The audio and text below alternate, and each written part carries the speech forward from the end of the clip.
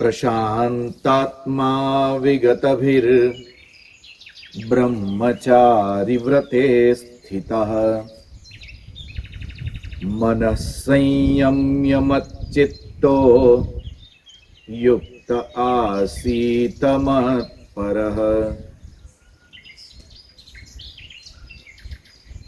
और ब्रह्मचर्य के व्रत में स्थित रहता हुआ भय रहित तथा अच्छी प्रकार शांत अंतःकरण वाला और सावधान होकर मन को वश में करके मेरे में लगे हुए चित्त वाला और मेरे परायण हुआ स्थित होवे।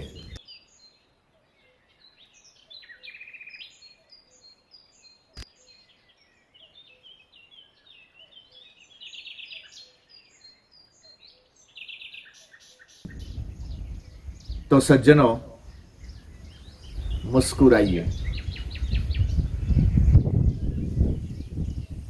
आप सभी को मेरा प्रणाम। जय सिया राम।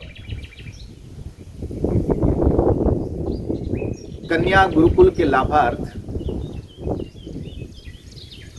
मानवता मिशन द्वारा आयोजित इस आत्म संयम चिंतन सत्र में आपका स्वागत है। बहुत आनंद का विषय है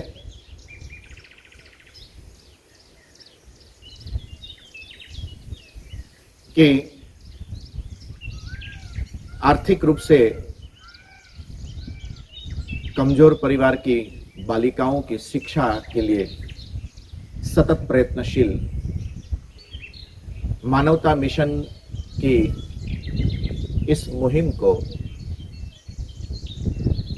और सुचारू रूप से चलाने के लिए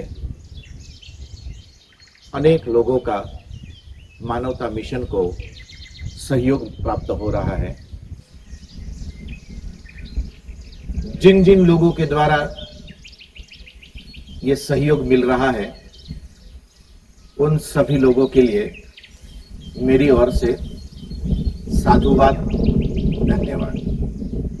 तो आइए चलते हैं सीधे आत्म संयम की यात्रा की ओर। जीवन ये एक मधुर संगीत है, एक ऐसा गीत कि बार बार जिसे गुनगुनाने का मन करता हो। कोई भी व्यक्ति अपने आप को बहुत कुछ समझ सकता है, स्वाभाविक भी है, क्योंकि व्यक्ति खुद को जितना समझ सकता है, जान सकता है, उतना दूसरों के विषय में उसकी जानकारी कमजोर ही रहेगी। किंतु जब शांत चित्त से, थोड़े उदार भाव से, थोड़ी व्यापकता के साथ जब आप दूसरों के जीवन का दर्शन करते हो तो आपको लगेगा कि परमात्मा का दिया हुआ वो गीत भी बहुत ही खूबसूरत है। उस गीत की भी प्रतिदिन की प्रत्येक पंक्ति बड़ी सुनहरी, बड़ी लयबद्ध, तालबद्ध, स्वरबद्ध है। क्योंकि जीवन से बढ़कर शायद इतना सुरीला, इतना सुंदर कोई संगीत, कोई गीत हो ही नहीं सकता। जैसे प्रतिक्षण आपकी घड़ी बिना सोचे, बिना रुके, बिना थके आगे भागती रहती है, समय बीतता चला जाता है, कैलेंडर में से तारीख बदलती रहती है। उनमें से कुछ तारीख ऐसी आ जाती है कि जिसे देखकर थोड़ी देर के लिए व्यक्ति डरता है, घबराता है, चिंतामग्न हो जाता है। व्यग्र हो जाता है, तो कुछ एक तारीख ऐसी आती है कि मानो कि उस जीवन के अंदर एक सुंदर सा उत्सव आ चुका हो, जहां गीत है, उत्सव है, जहां पर आनंद है, एक उत्सव का माहौल उसके भीतर जागृत हो जाता है। इसी प्रकार गौमुख से निकली गंगा की तरह गंगा सागर तक की यात्रा करने वाली एक बहती नदी की तरह जीवन की ये नदी सतत आगे बढ़ती रहती है। ये नदी, ये अस्तित्व, ये संगीत इसी प्रकार सुमधुर रह सके, वो अपने प्रवाह के साथ अटखेलियां लेती वो नदी की धारा की तरह मेरा, आपका, हम सबका, हमारा अपना अस्तित्व भी उसी प्रकार गतिशील रह सके, इसी को बोलते हैं एक अस्तित्व, एक जिंदगी, एक व्यक्तित्व। इसी व्यक्तित्व के लिए, हमारे इस अस्तित्व के लिए आत्म संयम ये एक ऐसा किनारा है कि जिस दो किनारे के बीच में, आत्म संयम और विवेक के इन किनारों के बीच में बहती हुई हमारे अस्तित्व की ये धारा हमारे लिए एक उत्सव बन सकती है, एक तेजोमयता ला सकती है, हमारे जीवन को अंधकार से दूर करके उजाले में, प्रकाश में भर सकती है। यही प्रकाश, यही उजास जिसे ऋषियों ने आत्मज्ञान के नाम से समझा है और आत्मज्ञान के नाम से उसके ऊपर व्याख्याएं की गई है। द्वंद्वों के विषय में चर्चा का आरंभ करके सुख और दुख के विषय में अपने संकल्पों को फिर से सुव्यवस्थित करते हुए हमारे भीतर की चेतना में से नकारात्मकता के उन सारे तथ्यों को भीतर से बाहर फेंककर उस व्यापक सकारात्मकता की, उस लौ को, उस प्रकाश को अपने भीतर उतारते हुए हमारी ये आत्म संयम की यात्रा चातुर्मास के प्रथम दिन से प्रारंभ हुई। आज हम एक बड़े महत्वपूर्ण पड़ाव पर खड़े हैं। आप कह सकते हो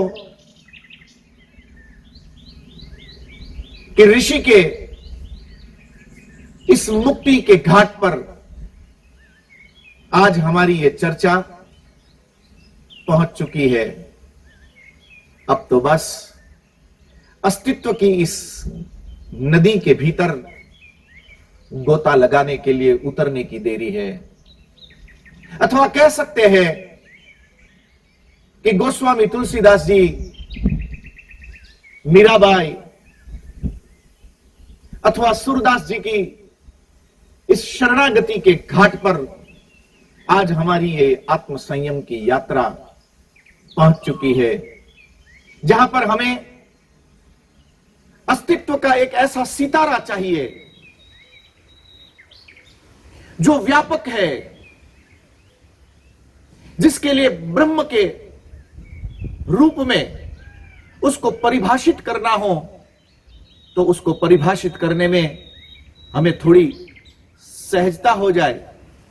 ऐसा एक व्यापक तत्व, एक ऐसा ब्रह्म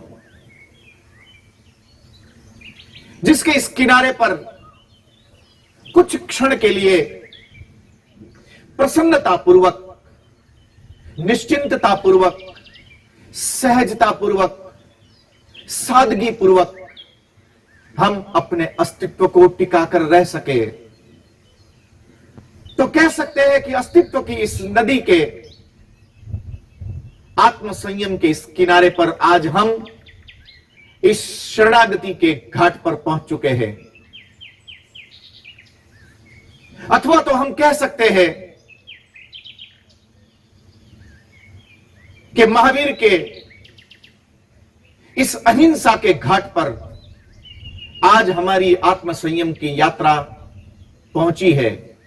आज का दिन हमारे लिए इसलिए महत्वपूर्ण है कि आत्म संयम की हमारी प्रारंभ की हुई यात्रा आज एक महत्वपूर्ण घाट की ओर आगे बढ़ चुकी है, जहां पर कुछ देर के लिए ठहरा जा सकता है, जहां पर कुछ देर के लिए आनंद का अनुभव लिया जा सकता है। हम कह सकते हैं कि आज आदि गुरु शंकर की उस सार्वभौम सिद्धांत की आज हम ऐसी पौड़ी पर आकर खड़े हैं कि जहां से हमारे अस्तित्व का, हमारी जिंदगी का एक और नया उत्सव प्रारंभ होने जा रहा है, जिसमें निश्चित आत्म संयम का संगीत हो, जहां पर एक शब्द जो आत्म संयम का हमारे साथ गुनगुनाता गाता रहता हो। यह आत्म संयम ही है कि जिसके द्वारा हम अपने भीतर के, हमारे अपने निजी व्यक्तित्व को अब आलोकित कर सके। बाहर की दुनिया में जाकर पदार्थों में, व्यवस्थाओं में, सुविधाओं में अपने सुखों को टटोलते टटोलते आज बहुत सारी उम्र हमारी बीत चुकी है। हमारे अस्तित्व का काफी ज्यादा पानी अब इस नदी से होते हुए बह चुका है। पूज्यपाद स्वामी सत्यमित्रानंद गिरि जी महाराज जहां पर भी उपस्थित होते थे, तो उनके उपस्थित होते ही, उनके दर्शन पाते ही एक प्रार्थना के स्वर गूंजने लगते थे। अब सौंप दिया इस जीवन का सब भार तुम्हारे हाथों में है, जीत तुम्हारे हाथों में है, हार तुम्हारे हाथों में। ये शरणागति के ये पावन शब्द, ये शरणागति का ये पावन मंत्र जब उस महापुरुष की सन्निधि में गाया जाता था, तो कुछ क्षण के लिए वहां पर उपस्थित प्रत्येक व्यक्ति उस अनंत के उपस्थित होने का एक अनुभव, एक एहसास को उपलब्ध कर लेता था।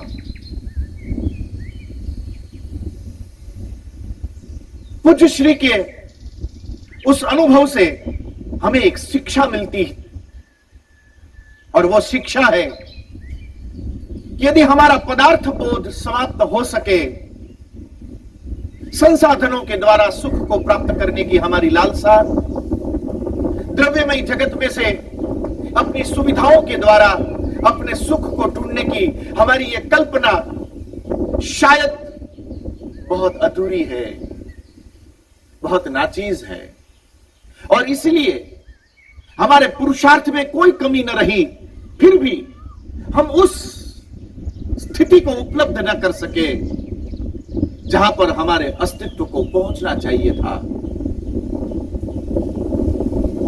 भगवान श्री कृष्ण आत्म संयम की इस यात्रा में धीरे धीरे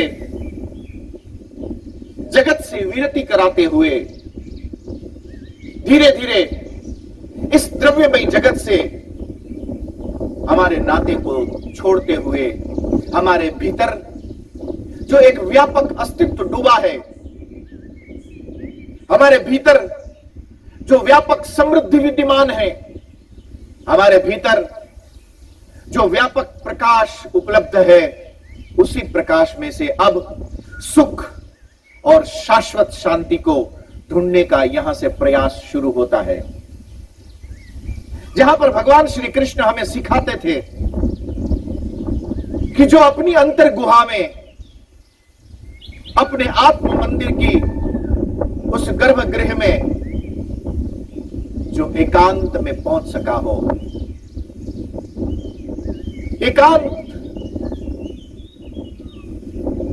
एकांत का अर्थ यहां पर आइसोलेशन नहीं है कि किसी ने बलपूर्वक आपको अलग थलग कर दिया हो। यह बात अलग थलग करने की या होने की नहीं है, क्योंकि यदि हम अलग थलग किए जाएंगे या हम हो भी जाएंगे तो यह अलग थलग होने का जो दर्द है, यह अलग थलग होने की जो मन में विषाद है, वो विषाद हमें घेरा रहेगा। यहां पर उस विषाद की चर्चा नहीं है, यहां पर आत्मबोध के प्रकाश की चर्चा है। चिदानंद रूप शिवोहम शिवोहम की घोषणा है। यहां पर आदि गुरु शंकर के अहम ब्रह्मास्मि की चर्चा है। और जब जहां पर वो एकांत हो तो इस एकांत को कह सकते हैं कि एक अलोननेस, जहां पर हमारे अलावा और कोई प्रकार का व्यवधान अब विद्यमान न हो। अपनी अंतर गुहा में, अपने भीतर, अपनी आत्मनिष्ठा के अंदर एक ऐसी शाश्वत शांति कि जहां पर मेरे और मेरे परमात्मा के अलावा और मध्य में पूरा जगत शांत हो चुका हो। बहुत बार व्यक्ति अपनी पावन संकल्पों के द्वारा, व्यक्ति अपने पावन संस्कारों के द्वारा, व्यक्ति अपनी निज साधनाओं के द्वारा, व्यक्ति अपने संकल्प बल के द्वारा अपने अपने स्थानों को छोड़कर अपनी अपनी इस भौतिक दुनिया का परित्याग करता हुआ वही व्यक्ति कभी यात्रा करता हुआ हरिद्वार के किसी किनारे पर अपने सदगुरु के चरणों में, अपने सदगुरु की सन्निधि में आत्म शांति की इस यात्रा में उस आत्म मंदिर तक की यात्रा कर लेता है। किंतु वहां पहुंचने के बाद बहुत बार ऐसा होता है कि क्षण दो क्षण का सत्संग प्राप्त करके अपने आप को परितृप्त मानता हुआ पुनः हरिद्वार की गलियों में, उस बाजार में वो टहलता हुआ, घूमता हुआ, उस भीड़ का आनंद लेता हुआ नजर आता है। तो शायद इतनी लंबी यात्रा करने के बाद भी हमने हमारे शहर का बना हुआ जो शॉपिंग मॉल था, उस शॉपिंग मॉल को छोड़कर हम किसी नदी के किनारे बने हुए कुछ बाजार में, कुछ मॉल में फिर से घूमने का वही अनुभव लेकर वापस आ जाते हैं। बहुत बार ऐसा होता है कि हम आत्म मंदिर की यात्रा तो कर लेते हैं, उस निजबोध के स्पर्श का अनुभव भी कर लेते हैं, किंतु उस स्पर्श को करने के बाद बहुत बार ऐसा होता है कि फिर से वासनाओं के जगत में वापस लौट आते हैं।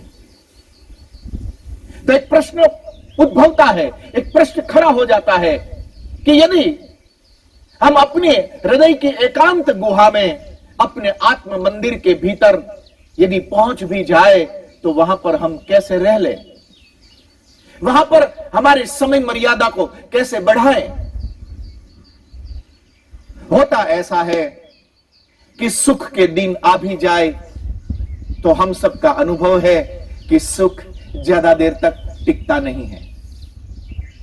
किंतु इसी जीवन के अंदर यदि किसी वजह से कोई दुख आ जाए, कोई समस्या आ जाए, कोई उपाधि आ जाए, कोई तकलीफ खड़ी हो जाए, तो धक्के लगाने से भी वो जाती नहीं है। ऐसा लगता है कि वो हमारे यहां घर बनाकर बस गई, जाती नहीं है। हम भगाना चाहते हैं क्योंकि हम दुख से दूर रहना चाहते हैं। मजे की बात यह है कि सुख आता है, चला जाता है, दुख आता है, अपना घर बसाकर रह जाता है। सच ये है कि सुख भी आकर इतना जल्दी जाता नहीं है और दुख ज्यादा टिकता भी नहीं है। किसी चिंतक ने कहा है सुभाषित रत्न भंडारगार में कि चक्रार पंक्ति रिव गच्छति भाग्य पंक्ति।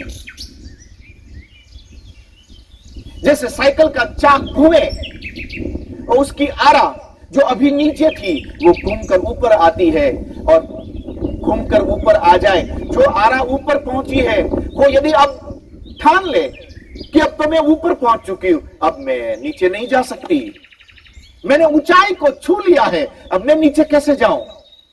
और यदि वो आरा मानने को राजी ना हो और यदि वो ऊपर के ऊपर ही चिपक जाए तो साइकिल की गति बाधित हो सकती है।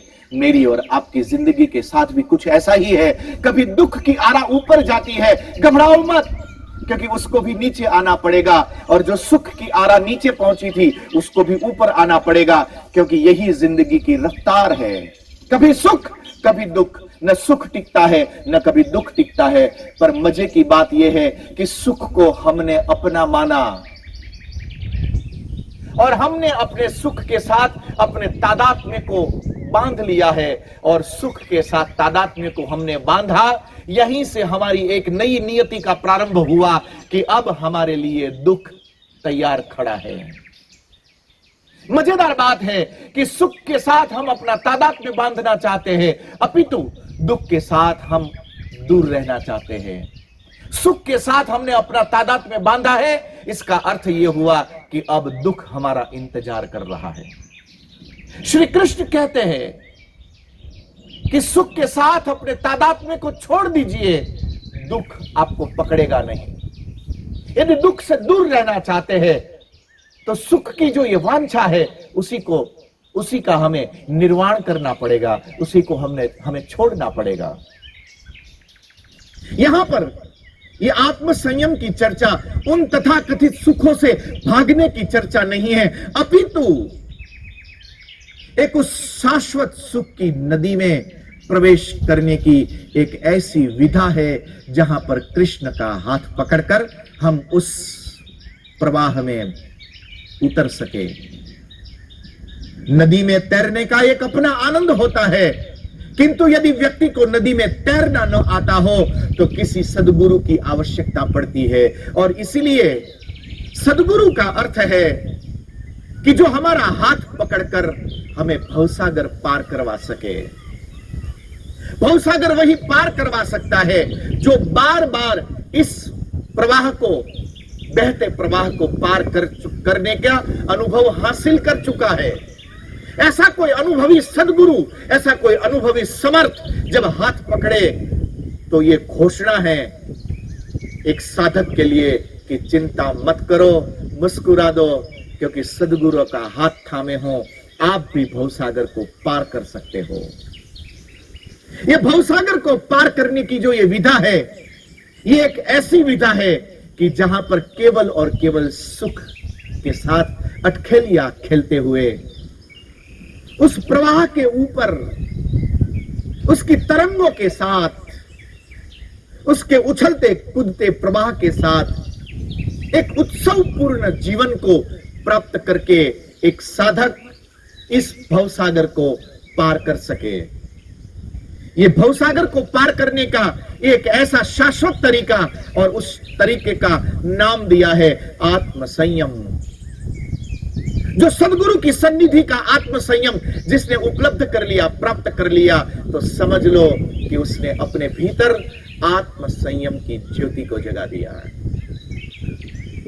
आज उस घाट पर हम पहुंचे हैं, और इसलिए मैं इसकी इस पूर्व चर्चा पर गया कि इन सारी यात्रा को करती करती हमारी ये आत्म संयम की यात्रा अब पहुंची है उस अंतर गुहा के भीतर, कि जहां पर अब भगवान श्री कृष्ण हमें स्थिर रहने की एक विधा बताते हैं, एक विधा सिखाते हैं। कोशिश करिए कि सीधे बैठिए, आपकी रीढ़ एकदम सीधी हो, पालथी लगाकर बैठिए सुखासन में, जिसमें आपको बैठने का अभ्यास है, या सिद्धासन में, अथवा तो पद्मासन में बैठिए जिसमें आपकी सुविधा होती हो। उस सुविधा के अनुसार बैठ के देखिए, सीधे बैठिए, अपने मस्तक को सीधा करिए। आपका मस्तक जब सीधा हो जाए, अब अपनी आंख को निम खुला रखते हुए अपनी नासिका के अग्रभाग को देखिए। गहरी सांस लीजिए।